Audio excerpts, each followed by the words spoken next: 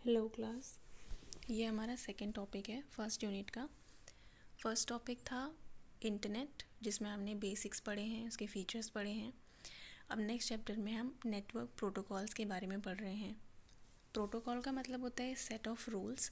जब आप इंटरनेट के बारे में पढ़ेंगे तो प्रोटोकॉल एक नेसेसरी टॉपिक है, क्योंकि इंटरनेट में जितना भी डेटा का ट्रांसफ़र रिलेटेड ट्रांजैक्शन कह सकते हैं, किसी को सेंड करना, रिसीव करना, उसके लिए कुछ set of rules pre defined है, जिन्हें हम प्रोटोकॉल वर्ड से डिफ़ाइन करते हैं। ये एक टेक्निकल वर्ड है जो फर्दर एक्सप्लेन करता है टीसीपी आईपी, एफटीपी, एचटीटीपी, इन कैटेगरीज़ में अपने आप को डिफ़ाइन करता है ये।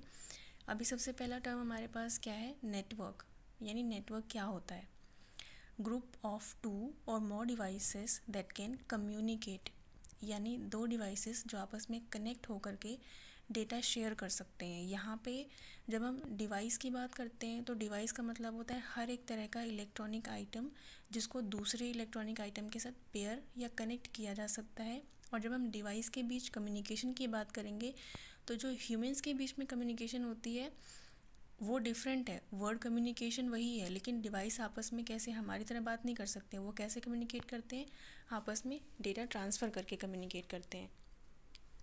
A network consist of different computer systems connected by physical और वायरलेस कनेक्शंस। अब जैसे सेट टॉप बॉक्स, आपके जो घर में आप लोगों के टीवी वगैरह लगा हुआ है या किसी के घर में डेस्कटॉप लगा हुआ है, तो कहीं ना कहीं वो वायर से कनेक्टेड है। तो जो भी डिवाइसेस वायर से कनेक्टेड होती हैं, केबल से कनेक्टेड होती हैं, उनको क्या कहेंगे? उसको फिज़िकली कनेक्टेड कहते हैं, कनेक्टेड बाय फिज़िकल मीडियम। और जो आप ईयरबड्स यूज़ करते हैं या वाईफाई डिवाइसेस हैं या जो ब्लूटूथ के रेंज में आकर कनेक्ट होते हैं, ये सब वायरलेस में आते हैं। Moving on to next slide. Next we are continuing कि प्रोटोकॉल्स क्या हैं, थोड़ा और डिफाइन करेंगे इसको। Protocols the set of rules, जैसे मैंने अभी आपको बताया था, consisting of standard policies, procedures and formats that define communication between two or more devices over a network। जब दो डिवाइसेस, दो इलेक्ट्रॉनिक आइटम्स आपस में कनेक्ट होते हैं तो वो किस बेसिस पे डेटा ट्रांसफ़र करेंगे, उसके लिए प्रोटोकॉल बनाया गया है। अब modern protocols make use of packet switching technique to send and receive message in form of packets. अब क्या होता है, हमने अगर कोई एक बड़ी सी ईमेल टाइप करी है और हमने भेज दिया तो हमें लगता है कि हाँ, हमने पूरा का पूरा मैसेज एक बार में भेज दिया।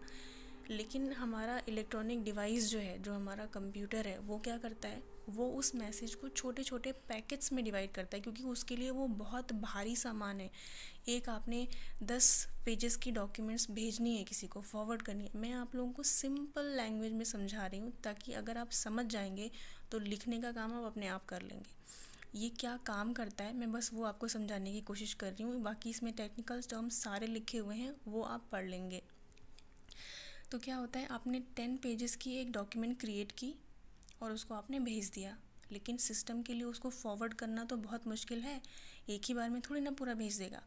वो उसको छोटे छोटे पैकेट्स में पहले डिवाइड करता है और उन पैकेट्स को नंबर्स देता है और फिर उनको अलग अलग करके सीक्वेंस में आगे फॉरवर्ड करता है वो। इसी को हम पैकेट स्विचिंग कहते हैं। Techniques send and receive messages in form of packets. यहाँ पे पैकेट्स का मतलब वही है कि जैसे आप अपने घरों में छोटे पैकेट्स में सामान रखते हैं, वैसे ये मैसेजेस को छोटे छोटे पैकेट्स में डिवाइड करके फॉरवर्ड करता है। All the time of sending message is divided into small packets and each packet holds the IP of destination and it gets itself reassembled at their destination। अब IP address क्या है, ये मैंने आप लोगों को बहुत बार बताया है। जब हम इंटरनेट वाला टॉपिक शुरू कर रहे थे तभी मैंने बताया था, IP का मतलब होता है इंटरनेट प्रोटोकॉल। यानी कोई भी डिवाइस है जो आपस में कनेक्ट कर रहे हैं, उनका IP एड्रेस होता है। IP एड्रेस का मतलब कि एक डिवाइस जो दूसरे से कनेक्ट कर रहा है वो उसको कैसे पहचानेगा, कैसे उससे कनेक्ट करेगा, किस बेसिस पे? उसके IP एड्रेस से। IP एड्रेस क्या होता है? एक न्यूमेरिकल वैल्यू होती है, नंबर्स होते हैं कुछ जो हर डिवाइस के अलग अलग होते हैं और उसी से वो आपस में एक दूसरे को पहचानते हैं।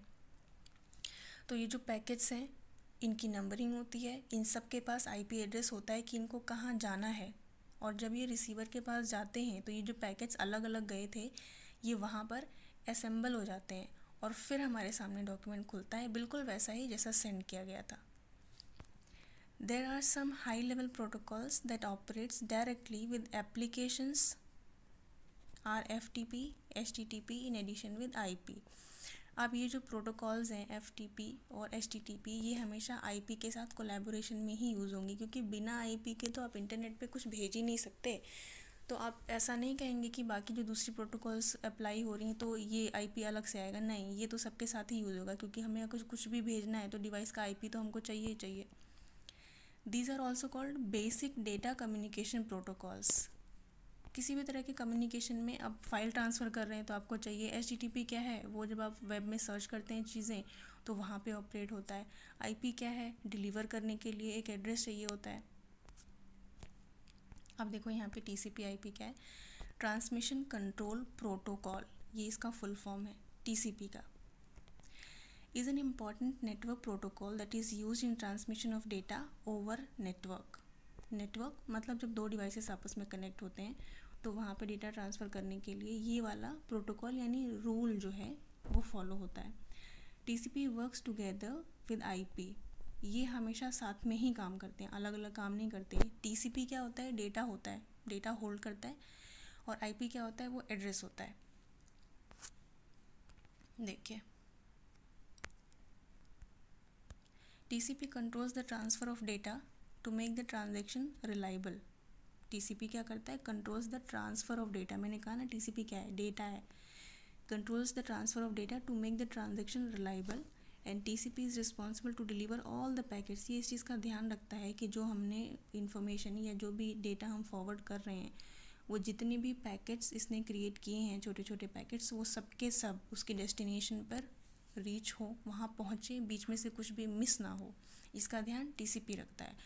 While on voice conversation there should be no delay. जैसे हम बात कर रहे हैं, कभी कभी आवाज़ बीच में हमारी मिस हो जाती है, तो वैसे कभी हम अगर कोई ऐसी मेल रिसीव कर रहे हैं, कोई हमारे पास ऐसा डॉक्यूमेंट आया जो हमें स्टार्टिंग का फॉर्मेट तो उसका दिख रहा है और बीच में कोई एक लाइन गायब हो गई है या इधर उधर हो गई है, ऐसा कई बार हो जाता है, तो ऐसा ना हो उसका ध्यान TCP रखता है।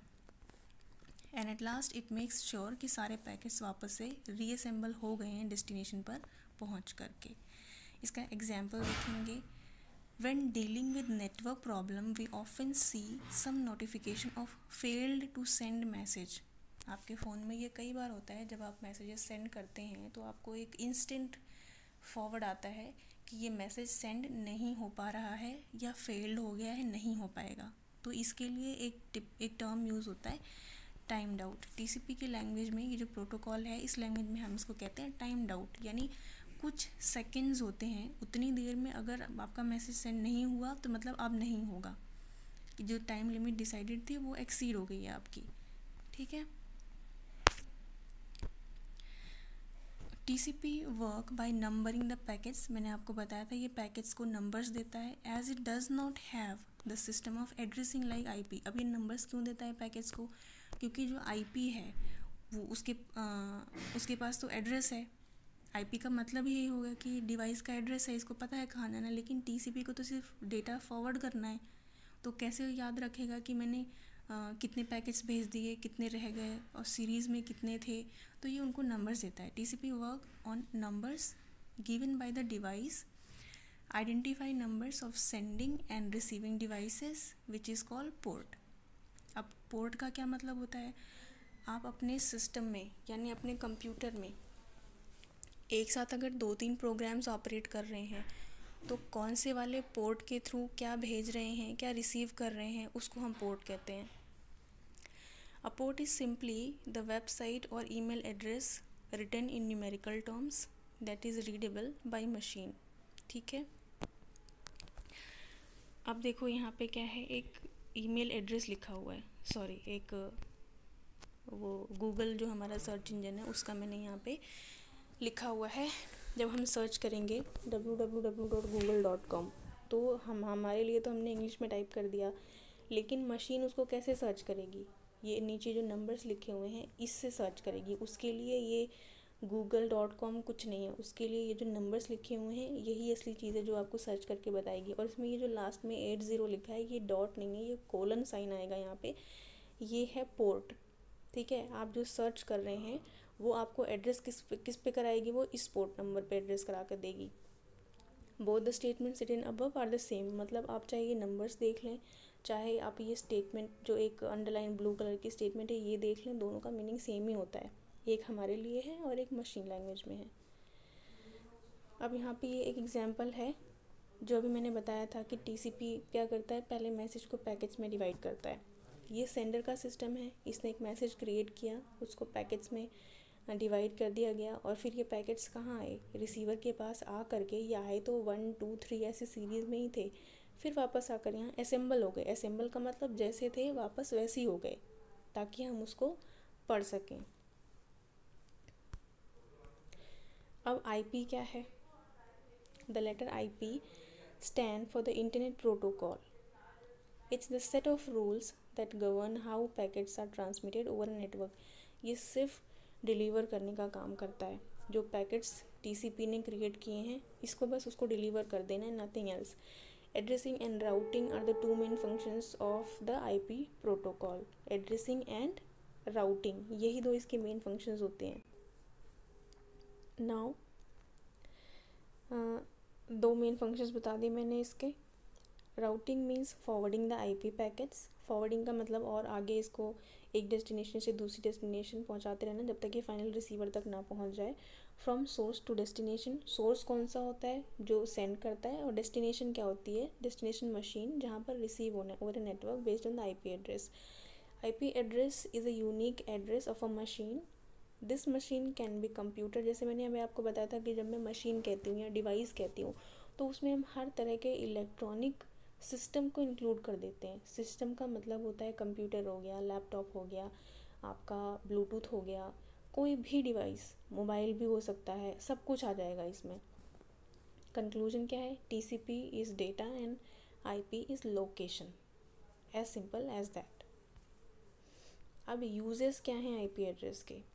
Devices over network identify each other by their IP address. यही मैंने आपको स्टार्टिंग में बताया था कि एक डिवाइस दूसरे को कैसे पहचान पाएगा, क्योंकि अब वो ह्यूमंस की तरह तो आइडेंटिफाई नहीं कर सकते ना कि फेसेस या वॉइसेस आइडेंटिकल हैं, या किसी का बॉडी जेस्चर देख के पहचान लेंगे कि हाँ this is that particular person. उनको अपना एक आइडेंटिफिकेशन कोड चाहिए, वो क्या है, IP, internet protocol. Example, when I enter a website in my browser अभी आगे आपको बताएंगे क्या होता है। मैंने अपने फ़ोन के ब्राउज़र में www.google.com टाइप किया तो मैंने क्या किया, मैंने एक रिक्वेस्ट भेजी टू लोड द पेज। ये वाला जो मैंने टाइप किया है ये कहाँ गई, पहले सर्वर के पास गई, ठीक है। Then server will identify the IP address. अब सर्वर क्या करेगा, वो आइडेंटिफाई करेगा ये जो मैंने रिक्वेस्ट भेजी है कि मुझे ये पेज देखना है, इसका आईपी एड्रेस चेक करके और आपके सामने ये पेज लोड कर देगा। FTP, file transfer protocol, it helps to send copies of files between two computers using a simple network protocol based on IP। ये क्या करता है, दो कंप्यूटर्स के, दो डिवाइसेस के बीच में फाइल ट्रांसफ़र करने का या डेटा ट्रांसफ़र करने का काम करता है। FTP works on the client server model which makes use of both hardware device and also the server। अब यहाँ पे सर्वर जो बार बार वर्ड आ रहा है, इसका क्या मतलब है? सर्वर का मतलब होता है कि एक सिस्टम जहाँ पर आपके बहुत सारा डेटा स्टोर्ड होता है। मेल सर्वर भी होता है और इंटरनेट सर्वर भी होता है, जहाँ डेटाबेस सुना होगा ना आपने एक वर्ड, जैसे किसी एक कंपनी का डेटाबेस है तो वहाँ पे जितनी इन्फॉर्मेशन उनके पास है, चाहे वो उनके एम्प्लॉयज़ की हो या किसी स्कूल में आप हैं, स्टूडेंट का जो रिकॉर्ड है वो एक डेटाबेस बना रखा है। आप लाइब्रेरी में है तो जो वहाँ पे मटेरियल्स अवेलेबल हैं उसका एक डेटाबेस बना रखा है।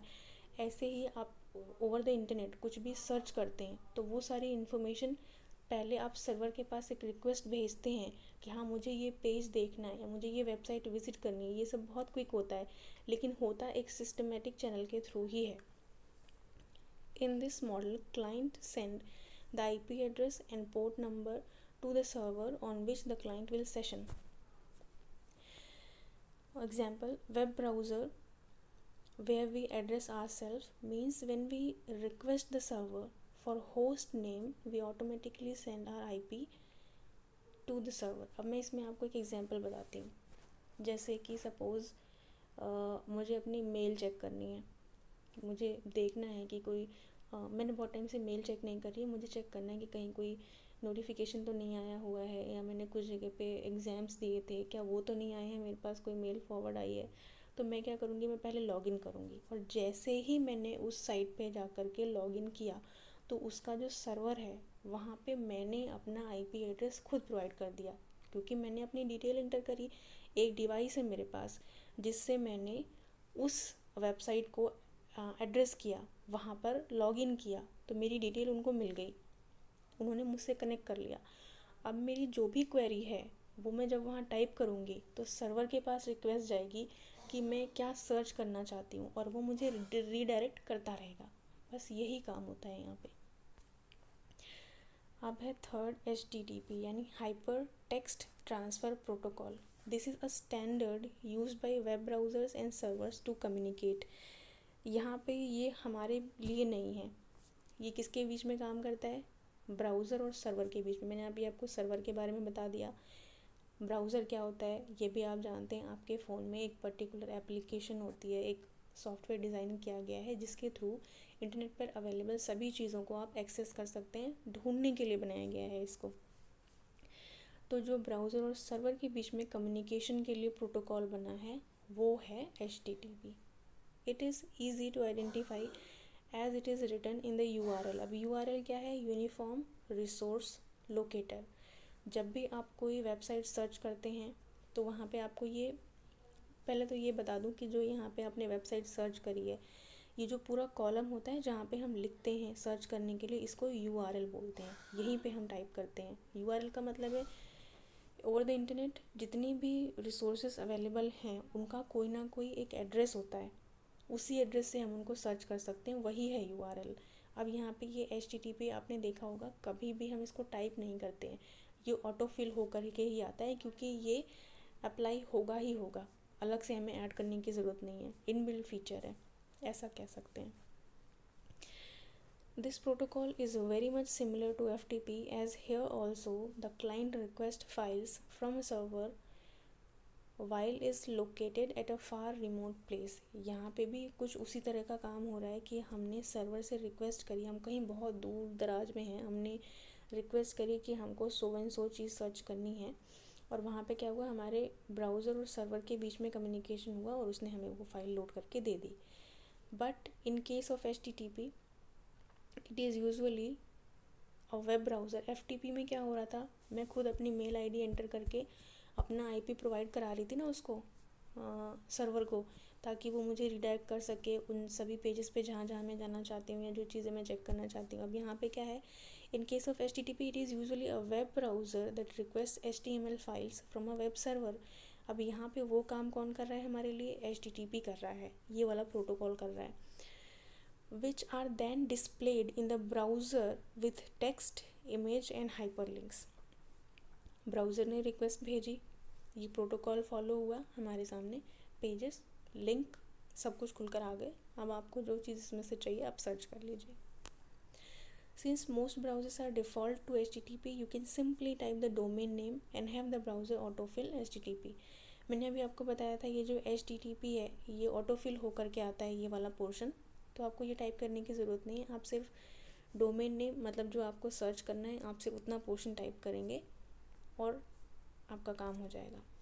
अब हिस्ट्री देख लेते हैं थोड़ी सी HTTP की. ये क्या है, टिम बर्नर्स-ली का नाम आप लोगों ने शायद सुना हो, और नहीं सुना है तो इनके बारे में थोड़ा सा पढ़ ज़रूर लीजिएगा, क्योंकि ये नहीं होते तो कंप्यूटर में बहुत कुछ चीज़ें नहीं हो पाती. Created the initial HTTP in the early 1990s as part of his work in defining the original World Wide Web. ये क्वेश्चन भी आता है कई बार कॉम्पिटिटिव एग्जाम्स में, बहुत बार पूछा गया है कि वर्ल्ड वाइड वेब का कॉन्सेप्ट किसने दिया था, कब दिया था. तभी मैंने कहा कि इनके बारे में आप एक बार ज़रूर पढ़ लेंगे कि इन्होंने क्या क्या काम किया है. जब इन्होंने वर्ल्ड वाइड वेब का कॉन्सेप्ट दिया तो उसी को और एलैबोरेट करने के लिए, उसको समझाने के लिए, थोड़ा इजी बनाने के लिए इन्होंने HTTP का भी कॉन्सेप्ट दिया था साथ साथ में। HTTP is the foundation of all data communication over World Wide Web. That is the reason behind all websites addresses begin with HTTP. इसके बिना वेबसाइट्स में इसके बिना कोई भी communication over the web possible नहीं है, इसीलिए ये ऑटोफिल होकर के आता है। और कोई भी वेबसाइट ऐसी नहीं है जिसका जो एड्रेस है वो इसके बिना स्टार्ट हो सके। HTTP defines how messages are forwarded and transmitted and what actions web server and browser should take in response to the command. ये हमें बताता है कि जो मैसेजेस हैं वो फॉरवर्ड आगे किस तरह से होंगे, और जो हमारे वेब ब्राउज़र्स हैं, जो हमारे सर्वर हैं, उनको किस तरह के एक्शंस लेने की ज़रूरत है, उनको हमारे कमांड के लिए किस तरह से रिस्पॉन्ड करना है, वो ये बताता है उनको। Whenever you type a URL यानी किसी वेबसाइट का एड्रेस जो आप टाइप करेंगे इन योर ब्राउज़र और आप सर्च पे क्लिक करेंगे, your browser send a HTTP request to the appropriate web server. तो आपका जो ब्राउज़र है वो सर्वर से रिक्वेस्ट करेगा which is design to handle HTTP request and then send to you the requested HTML page. आपके सामने जो आपने एंटर किया था, जो भी टाइप करके, वो पेज खुल जाएगा। तो इसलिए इस टॉपिक में हमारा ये सेकेंड